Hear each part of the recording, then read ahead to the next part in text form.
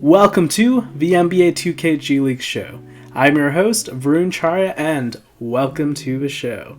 So on today's episode, we are going to talk about how returning rights work in the G League, how teams pretty much acquire rights when it comes to different players for their rosters, and I get asked this a lot from different fans I meet and just different people who are really curious about the G League, and I thought, okay, let's do a video to just really break it down. So there's different ways when it comes to how these teams build out their rosters. So yeah, let's get straight into it.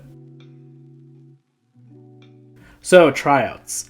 Some of the big stories within the G League have been stories like David Nwaba, Jonathan Simmons, and more recently, Malik Williams. All guys who have tried out with the G League, and pretty much all they did was just show up to tryouts, because each G League team, it does have the option to allow players to try out for the G League. You'll a lot of times see guys who are probably really good with it, whether they were at a D1 level, a D2, D3 school, and they're giving it a shot. But each G League team is only allowed 3 tryout players on their training camp roster. So that is the first way, or one of the ways, that a G League team can acquire rights.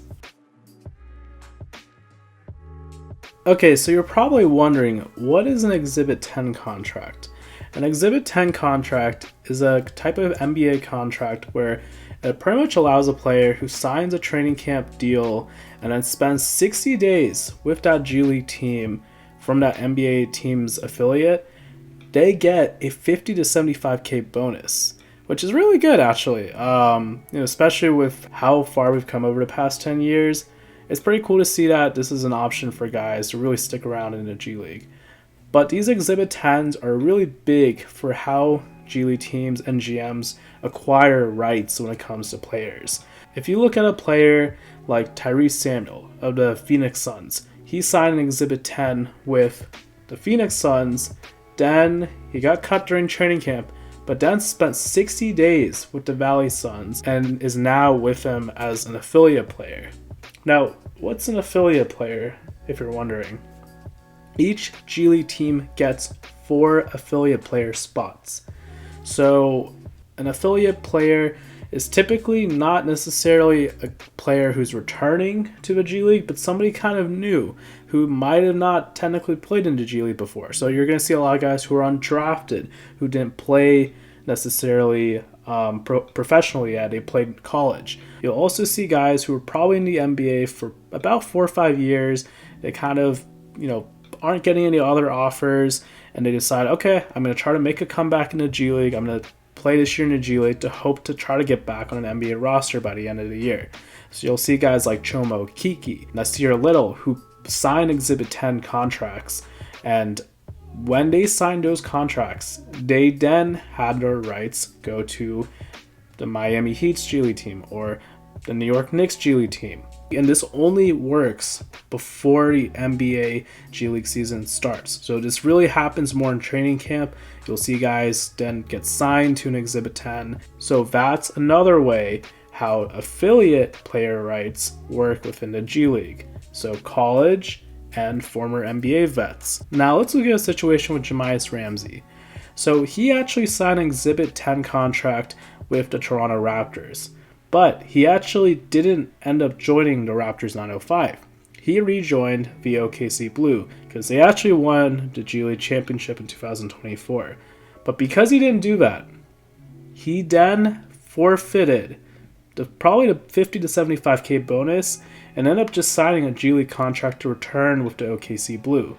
If he really wanted to play for the 905, the OKC Blue would have had to trade his returning rights for the 905. Now, can you trade a player who's on Exhibit 10 contract during the 2 months that he's signed to play with that G League team?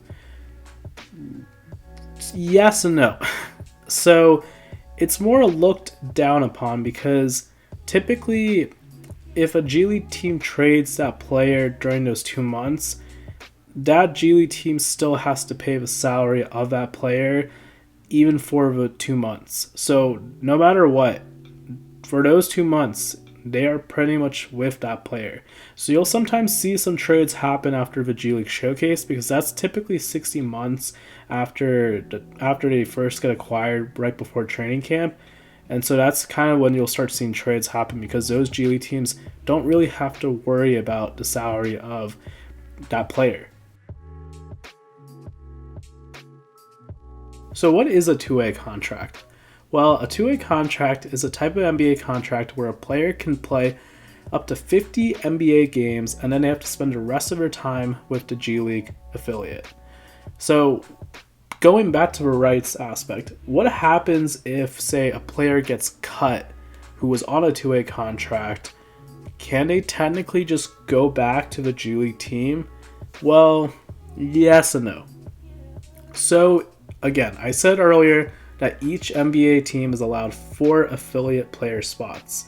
So if that player does not have any rights already with the G League, his rights don't belong already to a different G League team, say he had played for a different team last season, they still would own his rights. But say this is a player, for example, who went undrafted, then technically he could come back as an affiliate player. But remember, if that NBA G League team has 4 affiliate players, that player cannot come back. That NBA team has to either cut or trade one of those 4 affiliate players. So let's look at an example, right? Quincy Oliveri, who was cut by the Los Angeles Lakers recently and then actually returned to South Bay. The reason they were able to bring him back is because he was actually under 4 spots of affiliate. But let's look at an example with the Utah Jazz last season. The Jazz had Josh Christopher under contract for a two-way, and then he was actually cut last season, midway throughout the season. But then he couldn't return to the Jazz in the Salt Lake City Stars as an affiliate player because they had 4 guys already on those affiliate player spots. So then he signed a G League contract and then was able to sign to Sioux Falls Skyforce, and the rest is history.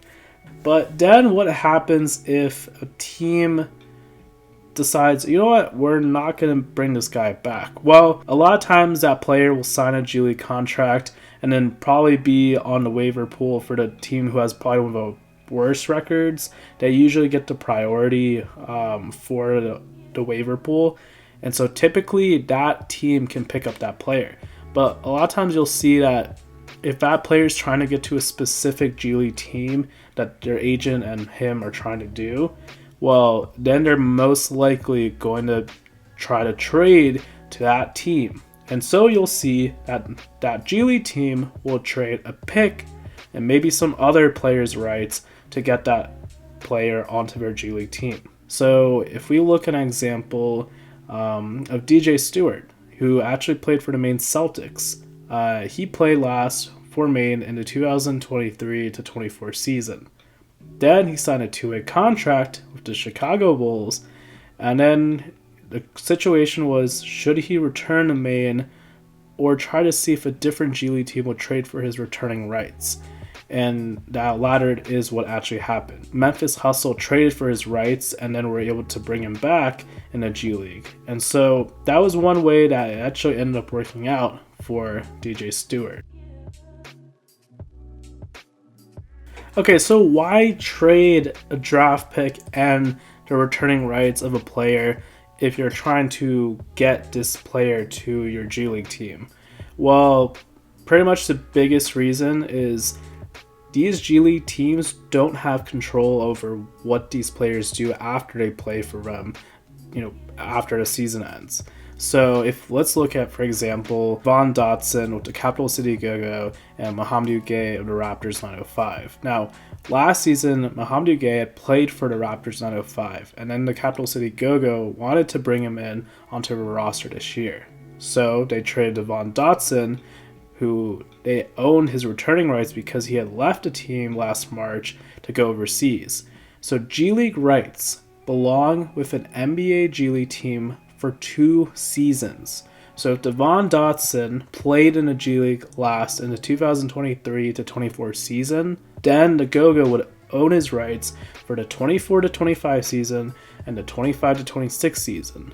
But because they traded his rights to Raptors 905, the Raptors 905 own his rights for the 24 to 25 season, 25 to 26 season. But remember, the Raptors 905 have no clue if he's actually going to come back to the G League. It's very possible he just stays overseas really for the rest of his career. So that's why that 2025 G League draft pick is really important, because if they don't get that draft pick, they're pretty much getting nothing in return. Because if Dotson doesn't come back, they really just gave up a player. And so at least they're getting something. And that's not just, with the Go-Go and the Raptors 905. That's something that you see throughout the league.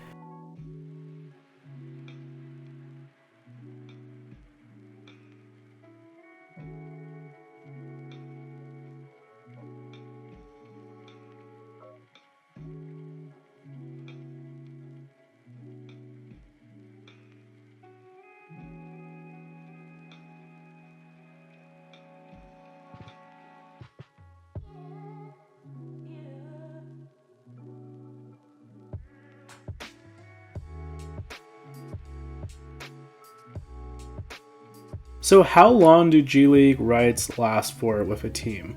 So each NBA G League team can own a player's rights for 2 seasons after they had last played for the prior season. So if we look at, for example, Javon Evans, he played for the LA Clippers, he was a point guard, played for a Thunder, and I believe he last played in a G for a Cleveland Charge. So recently he actually just got reacquired in the G League by the Maine Celtics.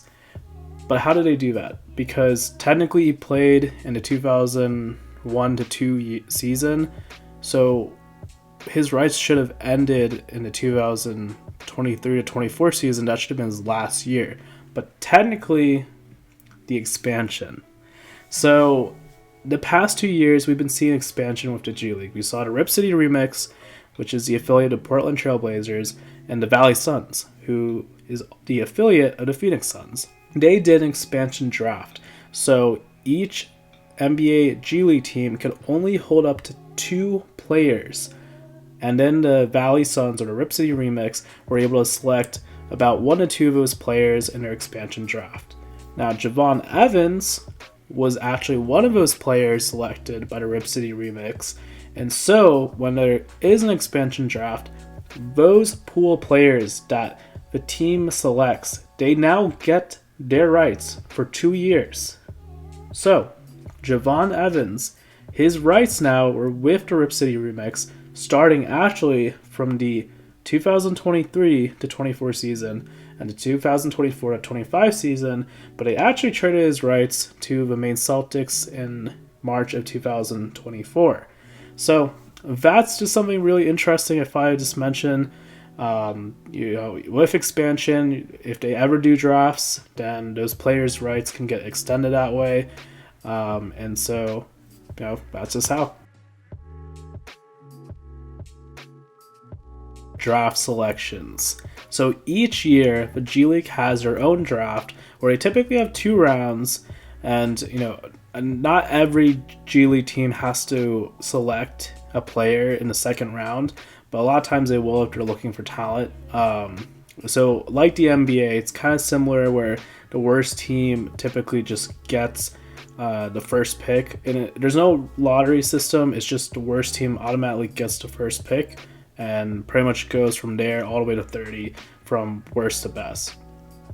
So if we look at an example of Elijah Harkless, he played for San Diego Clippers this past year and the year before, and he was actually drafted, I believe, number 19 in the 2023 G League draft. And then he actually just got called up to the Utah Jazz in the new year. But that's just an example of another way that these teams find players and build their rosters. But there's also players who are drafted in the NBA a lot of times in the second round who there might not be space for that player to sign with the NBA team, or they might not even have a spot for a 2-way contract right now with that team. So one example is Nikola Drsic. He actually played for the Hawks during Summer League, but then he got hurt with a foot injury. And so as a result, he could not actually sign a 2-way contract. Well, the Hawks just didn't really want to sign him to a two-way contract because he was hurt. But really, it was a good option for him just to stay within close with the team by signing with the College Park Skyhawks. Rather than him going overseas where they can't really monitor his situation, this was a really good opportunity for him to just stay close to the team, and he could play minutes with the Hawks G League team and then hopefully sign either a two-way or a regular roster spot next season. And that's another example is Karlo Matkovic, who actually went overseas and then played for the Pelicans G League team last year, and around March is when he joined, and then played their Summer League team and then got part of that 15-man roster to Pelicans this year. And draft prospects. So each year there's an international draft with the G League. Typically it's about 4 teams, and they'll select 4 to 5 guys that they're really interested in from overseas, that are really young, typically guys who have a lot of potential. They're seeing a lot of talent in them, and they want to bring him onto for a G League team. Now we don't have a G League Ignite, but now these days, if you look at what's going on with Dink Pate, who was a really top high school player, he signed with the G League and then was acquired by the Mexico City Capitanes. So that's also a way where G League rosters can get a draft pick who could declare for the draft, who's not yet draft eligible, but is going to be in a year or so, and then can play for that G League team.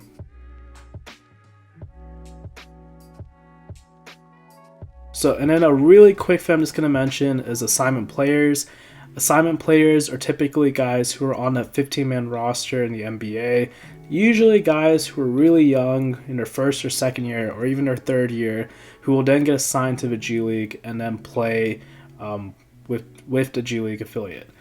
Sometimes you also get vets who are rehabbing an injury, like Serge Ibaka, Mason Plumlee, even Mo Bamba. They played just one game, but typically if they have more than 3 years of NBA experience, they actually have to sign off with the G League. It's a whole thing with the union, actually in the CBA, that they actually would have to consent to being sent to the G League. But it's typically always a really good way for those players to rehab. And it also can be a good situation if you look at a guy like Chris Dorte, but he's actually a 4th-year player who was sent to the G League in the showcase, and I think it was a good opportunity for him to showcase what he can do still for NBA teams, because maybe he'd be a trade candidate for the Chicago Bulls to move this upcoming February.